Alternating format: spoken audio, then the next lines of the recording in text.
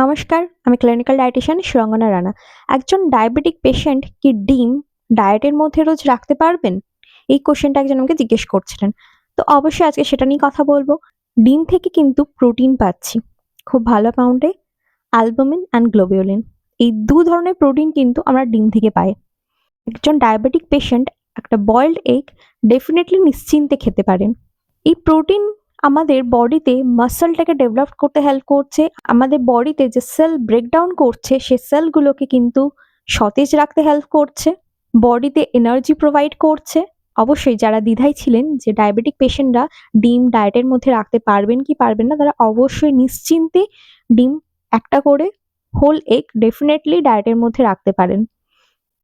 তার সাথে আরেকটি জিনিস, যাদের কোলেস্ট্রলের সমস্যা আছে, ডায়াবেটিক পেশেন্টদের যাদের কোলেস্ট্রলের সমস্যা আছে, তাদের ক্ষেত্রে অবশ্যই আমি বলবো একজন ক্লিনিক্যাল ডায়েটিশিয়ান অ্যান্ড নিউট্রিশনিস্টের কাছে পরামর্শ করিয়ে নেবেন। অনেক সময় যাদের হাই কোলেস্ট্রল দেখা গেছে, ভিএলডিএল, এলডিএল এই ধরনের মাত্রাগুলো যখন প্রচুর পরিমাণে হাই, ট্রাইগ্লিসারাইড প্রচুর পরিমাণে হাই বডিতে, তখন গিয়ে কোথাও না কোথাও আমরা ডিমের এই হোয়াইট পোর্শনটাকে কিন্তু ইনক্লুড করতে বলি। সেই ক্ষেত্রে এগ ইয়ক পোর্শনটাকে কিন্তু টোটালি বাদ দিতে হবে। সুস্থ থাকবেন, ভালো থাকবেন, দেখা হচ্ছে পরের ভিডিওতে।